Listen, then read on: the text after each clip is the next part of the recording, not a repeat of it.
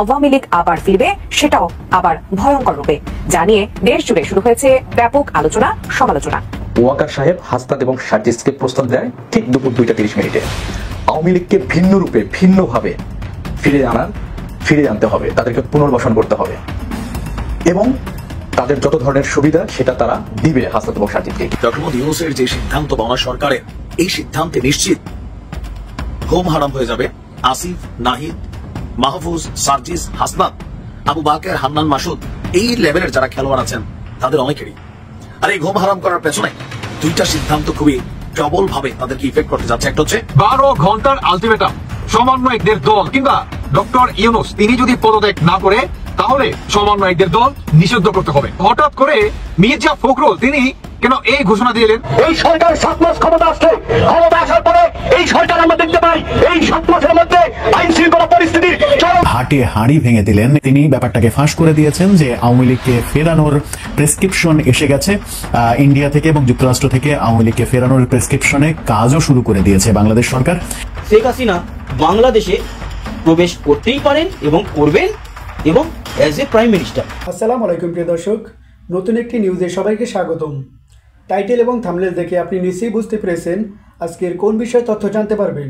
তো প্রিয় দর্শক, যারা ভিডিওটি অন করেছেন না টেনে সম্পূর্ণ ভিডিওটি দেখবেন, তাহলে আজকের অনেক গুরুত্বপূর্ণ তথ্য জানতে পারবেন। তো প্রিয় দর্শক, ভিডিওর শুরুতেই যে অংশবিশেষ দেখে শুরু করেছিলাম সেই ভিডিওগুলোর বিস্তারিত এখন দেখতে পাবেন।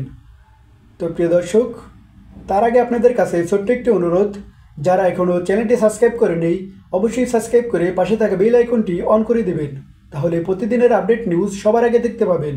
আর যারা ইতিমধ্যেই সাবস্ক্রাইব করেছেন তাদেরকে জানাই অসংখ্য ধন্যবাদ। তো চলুন দর্শক, ভিডিওতে একটা লাইক দিয়ে ধারাবাহিকভাবে সম্পূর্ণ ভিডিওগুলো দেখে আসি। ডক্টর মোহাম্মদ ইউনূসের যে সিদ্ধান্ত বাংলা সরকারের, এই সিদ্ধান্তে নিশ্চিত ঘুম হারাম হয়ে যাবে আসিফ, নাহিদ, মাহফুজ, সার্জিস, হাসনাত, আবু বাকের, হান্নান মাসুদ, এই লেভেলের যারা খেলোয়াড় আছেন তাদের অনেকেরই। আর এই ঘুম হারাম করার পেছনে দুইটা সিদ্ধান্ত খুবই প্রবল ভাবে তাদেরকে ইফেক্ট করতে যাচ্ছে। একটা হচ্ছে আওয়ামী লীগকে নিষিদ্ধের কোন পরিকল্পনা সরকারের নেই, তবে অপরাধী যারা তাদের বিচার হবে। এটা তাদের জন্য একটা বড় ধাক্কা।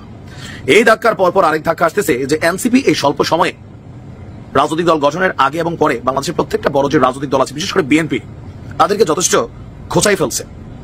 আপনি ফেসবুকে এখন যখন দেখবেন সমন্বয়কের যে কোনো পোস্টে 1,500 5,000 কমেন্ট হোক, এর মধ্যে 30% 40% কমেন্ট কিন্তু বিএনপি এবং জামাতের নেতাকর্মীদের আছে, বাকিগুলো আওয়ামী লীগের হয়তো হতে পারে। এখন কেন? ওই যে জনাব তারেক রহমান সহ বিএনপি সহ জনাব বেগম খালেদা জিয়ার বাসার সামনে থেকে একটা বালুর ট্রাক যে বিএনপি চলাতে পারে নাই, একটা ব্যানার ধরার জন্য 6 জন লোক পায় নাই, এরা যখন এই ধরনের অধ্যত্বপূর্ণ কথা বলছে, স্বাভাবিকভাবে বিএনপি বিষয়গুলোকে হজম করে নাই। এখন এদের পাওয়ারটা আনটিল কতক্ষণ, যতক্ষণ ডক্টর ইউনূস সরকারে আছেন, এটা মনে রাখেন। এরা নিজেরা যে এনসিপি কালকে মারামারি করছে, বৈষম্য বিরোধীদের সাথে এদের মারামারি হচ্ছে, এদেরকে মানুষ মারতেছে, বিভিন্ন জায়গায় নেতৃত্বের কারণে বিভাজন তৈরি করেছে, প্রাইভেটের মধ্যে বিভাজন হয়ে গেছে। এই জিনিসগুলা যখন ডক্টর ইউনূসের এই সরকার সরে যাবে, তখন আর সার্জিস চাইলে র্যাবের হেলিকপ্টার চড়তে পারবে না, সিট যতই খালি থাকুক। চাইলে এদের জন্য সরকারি বাস রিকুইজিশন করে এদের পার্টির প্রোগ্রামে আসবে না, চাইলে এদেরকে পেছন থেকে বড় লোকেরা টাকা করে দেবে না, তখন এরা রাজনৈতিক কর্মকাণ্ড মুখ থুবড়ে পড়বে। আর এর মাঝখানে বড় ধাক্কা হচ্ছে আরেক সিদ্ধান্তে। ডক্টর মোহাম্মদ ইউনূস বলছেন যে এই অন্তর্বর্তী সরকার কোন দাবির প্রেক্ষিতে, কোন দাবি, আওয়ামী লীগের বিচারের দাবি হোক, শেখ হাসিনার বিচারের দাবি হোক, সংস্কারের দাবি হোক, অথবা আরো যে কোনো দাবি হোক, গণপরিষদ নির্বাচনের দাবি হোক, কোন দাবির প্রেক্ষিতে নির্বাচনকে বিলম্বিত না করে নির্ধারিত সময়ে নির্বাচন অনুষ্ঠানের অঙ্গীকার করেছে। আমরা ডক্টর ইউনূসের যে অঙ্গীকার দেখেছি যে ডিসেম্বরে তিনি নির্বাচন দিতে যাচ্ছেন। আর এই কথাগুলো গতকালকে বলছিলাম যে ডক্টর কামফুরির নেতৃত্বে ইন্টারন্যাশনাল ক্রাইসিস গ্রুপের একটা প্রতিনিধি দলের সাথে তিনি বলেছেন। আর প্রধান উপদেষ্টা প্রেস উইং বলছে রাজনৈতিক দলগুলো যদি নির্বাচনের আগে সীমিত আকারে সংস্কার চায় তাহলে ডিসেম্বরে অনুষ্ঠিত হবে, বৃহত্তর চাইলে আগামী বছর জুনের মধ্যে। তবে বিএনপি অন্যান্য দলগুলো সবাই ডিসেম্বর, ফাইনালি সেনা প্রধানের সম্ভাব্য যে তারিখ দিয়েছেন ডিসেম্বর, সবকিছু মিলিয়ে ডিসেম্বর অথবা মার্চ ধরে রাখেন, জুন পর্যন্ত যাবে না। তো এই যে অল্প সময়ের মধ্যে এনসিপির রাজনৈতিক কর্মকাণ্ড সারা বাংলাদেশে তাদের দল গঠন কেমনে হবে? গতকালকে আমরা পটুয়াখালীতে যে দৃশ্যপট দেখেছি যে গত 7 মাস কারোর খোঁজখবর নাই, এখন তারা রাজনৈতিক কর্মকাণ্ডে সেখানে যাচ্ছে, লোকালি বাধা এবং এক প্রকার ধোলাইয়ের হাত থেকে নাহিদ তার গাড়িটা যেভাবে নিয়ে বের হয়েছে, সামনে ছাত্ররা তার গাড়ির উপর ঝাঁপাই পড়তেছিল, গাড়ি আস্তে আস্তে মানে ডইলে নিয়ে যাবে পিছনে, অনেকটা এরকম তো ছিল, এরা না আসলে সাঁ করে গাড়িটা বাড়িয়ে গেছে। এরকম দৃশ্যপট অনেক কিছু কিন্তু একটা মেসেজ ক্রিয়েট করে ফেলে। তিনি বলছেন যে এবারে নির্বাচন অবাধ এবং সুষ্ঠু হবে, কারণ নির্বাচনের তারিখ পরিবর্তনের কোনো কারণ ডক্টর ইউনূসের কাছে নেই। তো আসিফ নাহিদের কপাল পড়লো আমরা কেন বললাম, যদি উল্লেখযোগ্য সময় না পায় এই স্বল্প সময়ে রাজনৈতিক পরিমণ্ডলে এনসিপি পিঠটা সোজা করে দাঁড়াইতে পারবে না, ইনভেস্টররা সরে যাবে। আওয়ামী লীগ যদি নির্বাচনে আসে, যদি না আসবেই, যে নমুনা আমি আওয়ামী লীগের যতটুকু চিনি, কৌশলগতভাবে তারা নির্বাচনে অংশগ্রহণ করবে। ডাজন্ট ফ্যাক্ট শেখ হাসিনা প্রধান নাকি অন্য কেউ, আওয়ামী লীগ মাঠে থাকতে চাইবে। আর অন্তর্বর্তী সরকারের কাজ হবে সবাইকে সমান লেভেল প্লেইং ফিল্ড দেওয়া। তো যদি লেভেল প্লেইং ফিল্ড মানে তফসিল ঘোষণা করে, তখন আপনি এনসিপি সমন্বয়ক আর আওয়ামী লীগের একজন সাধারণ যে কর্মী, তার মধ্যে কিন্তু আর পার্থক্য নাই। তখন মাঝে আরেকটা দৃশ্যপট তৈরি হবে। যাই হচ্ছে, এই সমন্বয়কদের জন্য, এনসিপির জন্য জগৎ কিন্তু ছোট হয়ে আসছে। তার উপরে দুর্নীতির অনেক গল্প আমরা শুনছি, দেখছি, এগুলো আরো এদেরকে বিপদে ফেলবে। বিপ্লব অনেক সময় নেতাদেরকে খাইয়ে ফেলে। আমার কাছে মনে হচ্ছে সবচেয়ে বড় বোকামি ছিল উপদেষ্টা পরিষদে এরা যাওয়া, দ্বিতীয় হচ্ছে রাজনৈতিক দলটা গঠন করা। এই দল গঠন না করলে সবাই এদেরকে ভালোবাসতো, মানে বিপরীত যে রাজনৈতিক দলগুলো আছে যারা ক্ষমতার কাছাকাছি যেতে চায়। দেখা যাক কি হয়। তবে কোথাও না কোথাও ডক্টর মোহাম্মদ ইউনূস সম্ভবত এদের প্রতি আস্থা হারিয়ে ফেলেছেন তাদের বিভিন্ন কর্মকাণ্ডে, এটাই মনে হচ্ছে। যার কারণে বলছেন কোন দাবির প্রেক্ষিতে নির্বাচন পিছাবেন না। আর এই দলটাকে ক্ষমতায় যাইতে হলে ভাই 2-4-5 বছর এদের সময় লাগবে টিম তৈরি করতে। সারা বাংলাদেশে বিএনপি, আওয়ামী লীগ, জামাতের বিপরীতে গিয়া নির্বাচন করে আপনি রাষ্ট্র ক্ষমতায় যাবেন, এটা অসম্ভব ইস্যু। শেখ হাসিনা এবং আওয়ামী লীগ ফিরছে, বিশেষ করে আওয়ামী লীগ ফিরছে, আওয়ামী লীগকে রাজনীতিতে ফেরানো হচ্ছে, আওয়ামী লীগকে রাজনীতিতে ফেরানোর প্রেসক্রিপশন এসে গেছে, এমন তথ্য নিয়ে যে আলোচনা চলছিল সেই আলোচনাকে এবার স্টাবলিশড করে দিলেন সাবেক সমন্বয়ক নাগরিক পার্টির হাসনাত আব্দুল্লাহ। হাসনাত আব্দুল্লাহ এই শেষ রাতে এসে একটি স্ট্যাটাস দিয়েছেন। তিনি তারিখ উল্লেখ করেছেন যে গত 11 মার্চ ক্যান্টনমেন্টে ডেকে নিয়ে তাকে সহ 2 জনকে, ছাত্রদের দলের 2 জনকে এই প্রস্তাব দেওয়া হয়েছে যেন তারা সমঝোতা ভিত্তিক রাজনীতি করে, আগামী নির্বাচনে সমঝোতা ভিত্তিক অংশগ্রহণ করে আওয়ামী লীগের সাথে। হাসনাত আব্দুল্লাহ যেটা বলেছেন, সেই ক্ষেত্রে আওয়ামী লীগ আপাতত শেখ হাসিনাকে বাদ দিয়ে রিফাইন্ড আওয়ামী লীগ হিসেবেই রাজনীতিতে অংশগ্রহণ করতে চাই। সেই নামটাও তিনি বলে দিয়েছেন যে কাদের নেতৃত্বে এই আওয়ামী লীগ গঠিত হতে যাচ্ছে। সাবের হোসেন চৌধুরী এবং সাবেক স্পিকার শিরিন শারমিন চৌধুরী, এই 2 জনের নাম বলেছেন তিনি। এই 2 জনের নাম বলেছেন যে, এবং তাপসের নাম বলেছেন, শেখ হাসিনার আত্মীয়, শেখ পরিবারের আরেকজন শেখ ফজলে নূর তাপস, ঢাকা দক্ষিণের মেয়র ছিলেন, তার নামও বলেছেন। এই 3 জনকে নিয়ে পরিকল্পনা সাজানো হচ্ছে, এমনটা বলেছেন। আমি সহ আরো 2 জনের কাছে ক্যান্টনমেন্ট থেকে এই পরিকল্পনা উপস্থাপন করা হয় 11 মার্চ দুপুর 2:30টায়। আজকে থেকে প্রায় এখন থেকে 10 দিন আগের ঘটনা, যেটা তিনি আজকে এসে লিখলেন, একটু আগেই লিখলেন। 11 মার্চ দুপুর 2:30টায় তাদেরকে ক্যান্টনমেন্টে ডেকে নিয়ে প্রস্তাব দেওয়া হয়। তিনি লিখেছেন, আমাদেরকে প্রস্তাব দেওয়া হয় আসন সমঝোতার বিনিময়ে আমরা যেন এই প্রস্তাব মেনে নিই। আমাদেরকে বলা হয় ইতিমধ্যে একাধিক রাজনৈতিক দলকেও এই প্রস্তাব দেওয়া হয়েছে, তারা শর্ত সাপেক্ষে আওয়ামী লীগ পুনর্বাসনে রাজিও হয়ে গেছে। একটি বিরোধী দল থাকার চেয়ে একটি দুর্বল আওয়ামী লীগ সহ একাধিক বিরোধী দল থাকা নাকি ভালো। ফলশ্রুতিতে আপনি দেখবেন গত 2 দিন মিডিয়াতে আওয়ামী লীগের পক্ষে একাধিক রাজনীতিবিদ বয়ান দেয়া শুরু করেছে। আমাদেরকে আরো বলা হয় রিফাইন্ড আওয়ামী লীগ যাদের নিয়ে করা হবে তারা এপ্রিল-মে মাস থেকে শেখ পরিবারের অপরাধ স্বীকার করবে, হাসিনাকে অস্বীকার করবে এবং তারা বঙ্গবন্ধুর আওয়ামী লীগ করবে এমন প্রতিশ্রুতি দিয়ে জনগণের সামনে হাজির হবে। আমাদেরকে এই প্রস্তাব দেওয়া হলে আমরা তৎক্ষণাৎ এর বিরোধিতা করি এবং জানাই যে আওয়ামী লীগের পুনর্বাসনের পরিকল্পনা বাদ দিয়ে আওয়ামী লীগের বিচার নিয়ে কাজ করুন। এর উত্তরে বলা হয় আওয়ামী লীগকে ফিরতে কোনো ধরনের বাধা দিলে দেশে যে সংকট সৃষ্টি হবে তার দায়ভার আমাদের নিতে হবে এবং Awami League must come back. তিনি আরো লিখেছেন, আলোচনার এক পর্যায়ে বলি, যে দল এখনো ক্ষমা চায় নাই, অপরাধ স্বীকার করে নাই, সেই দলকে আপনারা কিভাবে ক্ষমা করে দিবেন? অপরপক্ষ থেকে রেগে উত্তর আসে, you people know nothing, you like wisdom and experience, we are in this service for at least 40 years. তোমার বয়সের থেকে বেশি, তাছাড়া আওয়ামী লীগ ছাড়া ইনক্লুসিভ নির্বাচন হবে না। উত্তরে আমরা বলি, আওয়ামী লীগের সাথে কোনো ইনক্লুসিভিটি হতে পারে না। আওয়ামী লীগকে ফেরাতে হলে আমাদের লাশের উপর দিয়ে ফেরাতে হবে। আওয়ামী লীগ ফেরানোর চেষ্টা করা হলে যে সংকট তৈরি হবে তার দায়ভার আপনাদের নিতে হবে। পরে মিটিং অসমাপ্ত রেখেই আমরা চলে আসি।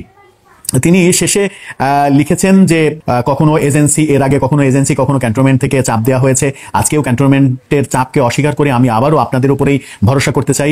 এই পোস্ট তিনি আরো লিখেছেন যে এই পোস্ট দেওয়ার পরে আমার কি হবে আমি জানি না, নানামুখী প্রেসারে আমাকে হয়তো পড়তে হবে, হয়তো বিপদেও পড়তে হতে পারে, কিন্তু আওয়ামী লীগ নিষিদ্ধের প্রশ্নে কোনো ধরনের আপোষ করার সুযোগ নেই। তিনি আশঙ্কা প্রকাশ করেছেন যে এই যে পোস্ট তিনি দিলেন একটু আগে, সেই পোস্ট দেওয়ার পরে হাসনাত আব্দুল্লাহর বিপদ হতে পারে। হাসনাত আব্দুল্লাহ কি টেকনিক্যালি একটা ভুল করে ফেললেন?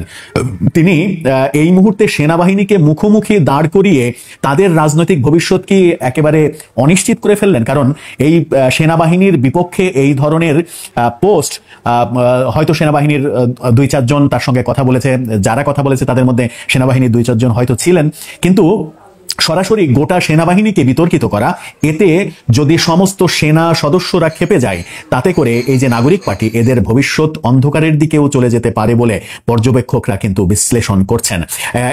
এর একটা জ্বলন্ত প্রমাণ আমরা দিতে পারি যে এই স্ট্যাটাস যখন হাসনাত আব্দুল্লাহ রাত 2টার দিকে দিচ্ছেন, তা সেই রাতেই বরিশালে তার দলের যিনি আহ্বায়ক নাহিদ ইসলাম, তিনি কিন্তু লাঞ্ছিত হয়েছেন। বরিশাল সফরে গিয়ে তিনি তার সহকর্মীদের দ্বারা লাঞ্ছিত হয়েছেন। তাকে ভুয়া ভুয়া স্লোগান দিতে দেখা গেছে, তার বিরুদ্ধে তার অপসারণ দাবি করা হয়েছে, তার পদত্যাগ দাবি করা হয়েছে, এবং নাহিদের পরবর্তী যে মিটিং ছিল ঝালকাঠিতে, সেই ঝালকাঠির মিটিংও শোনা যাচ্ছে তিনি বাতিল করেছেন, বাতিল করে হয়তো ঢাকায় ফিরে আসছেন।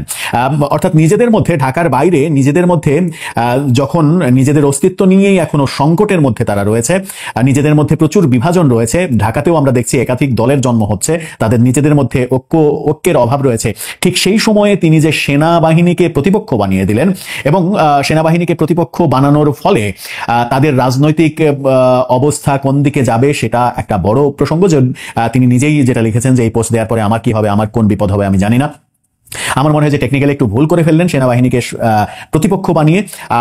কিন্তু এই আলোচনার মুখ্য যে উদ্দেশ্যটা, আলোচনাটা কেন করা, কদিন থেকেই আলোচনা, এই মাস জুড়েই আলোচনা চলছে। মাস জুড়ে নানা রকমের আলোচনা ছিল। মার্চেই শেখ হাসিনা ফিরবেন, মার্চেই আওয়ামী লীগের কিছু হবে, 26শে মার্চের আগে কিছু একটা ঘটবে। গতকালকে একটা বড় খবর তৈরি হয়েছে, বড় খবর মানে আমেরিকার একটা বাংলা টেলিভিশন চ্যানেল থেকে বলা হয়েছে আওয়ামী লীগের নেতাদের জামিনে মুক্তি দেওয়ার প্রসেস শুরু হয়েছে। 101 কিংবা 103 জন জঙ্গির তালিকা পাঠানো হয়েছে বাংলাদেশ সরকারের কাছে, যাদেরকে অ্যারেস্ট করার জন্য বলা হয়েছে, যাদের মধ্যে সরকারের খুব কাছের অনেকেই রয়েছেন। এবং কারা রয়েছেন খুব সহজেই বোঝা যায়। সেই নামগুলো আলোচনা করতে চাই না, কারণ হচ্ছে যে সেই নামগুলো অথেন্টিক কিনা সেটা আমরা নিশ্চিত নই।